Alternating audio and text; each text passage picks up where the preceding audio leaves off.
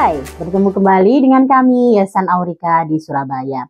Seperti yang kita tahu bahwa manusia itu butuh untuk berinteraksi sosial dengan orang lain atau dengan misalnya kalau anak-anak berarti dia butuh berteman dengan teman-teman yang usianya sama anak-anak gitu ya. Nah, begitu juga dengan anak yang mengalami gangguan pendengaran. Nah, mereka butuh untuk berinteraksi sosial dengan teman sebayanya. Kenapa? Karena pada saat bersosialisasi dan berinteraksi dengan temannya, mereka belajar banyak hal. Mereka belajar empati, mereka belajar untuk memahami atau apa ya istilahnya. Misalnya kalau misalnya mereka dipukul, apa yang harus mereka lakukan. Kalau kita bilangnya problem solving ya. Jadi mereka belajar untuk memecahkan masalah dari lingkungan itu. Nah, itu salah satunya adalah, salah banyak sih sebenarnya ya, banyak manfaat yang bisa didapat dari interaksi sosial ini. Nah, ada beberapa dari menurut pengamatan kami gitu ya di Yayasan Aurika ini, anak-anak yang memang mereka berinteraksi sosial dalam artian meskipun bahasa mereka belum banyak, meskipun bahasa mereka masih terbatas, itu mempunyai emosi sosial yang bagus gitu ya. Misalnya saat mereka melihat temannya didorong, mereka akan langsung lapor ke guru ya, meskipun mereka tidak bisa ngomong, tidak bisa berbicara dengan baik gitu ya. Pada saat itu bahwa Bu ada yang didorong atau Bu ada yang jatuh. Tapi mereka bisa melapor dan mengatakan kepada gurunya meskipun dengan bahasa mereka yang terbatas atau dengan menunjuk atau dengan mempraktekkan.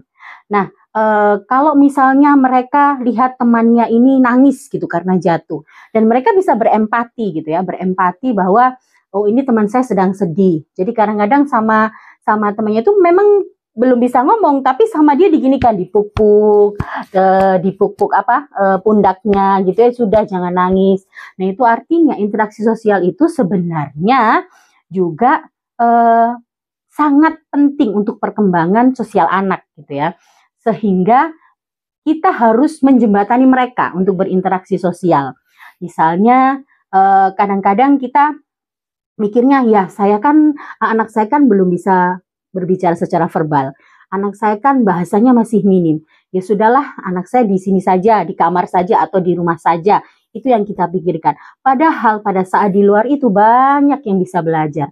Misalnya mereka belajar menyapa dengan teman, mereka belajar berbagi dengan teman, mereka belajar untuk apa ya istilahnya, kalau kita itu kadang ini lucu ya, kadang ada juga hal yang sering kita jumpai nih ya Yayasan Aurika. Misalnya mereka berteman nih dengan bahasa mereka bisa bergosip loh. Itu yang sering kita temui, dengan bahasa mereka yang masih terbatas gitu ya, mereka bisa bergosip. Nah, itu untuk anak yang belum bisa berbahasa.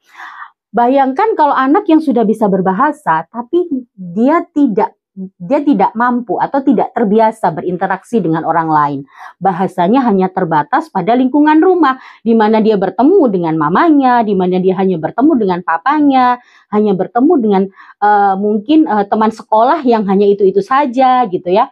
Padahal di lingkungan sosial sekitar rumah itu banyak sekali yang bisa kita bisa membuat anak untuk belajar berinteraksi sosial.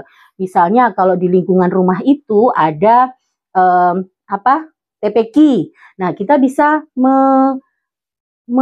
menyuruh anak ya, atau memberikan kesempatan kepada anak untuk ikut mengaji TPQ. Kalau memang di masjid ada banyak anak-anak yang sholat di sana, kita bisa menyuruh anak untuk ayo kita sholat ke masjid bersama. Tapi ingat, semuanya harus kembali lagi bahwa orang tua yang menjembatani itu.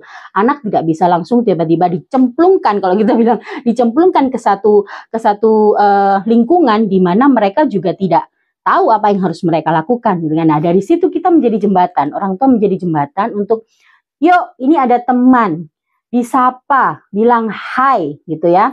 Lalu kalau misalnya pada saat lihat temannya jatuh, bilang tidak apa-apa, nanti dikasih obat ya. Di rumah ada obat, yuk. Atau pada saat kita punya makanan, dibagi yuk gitu ya.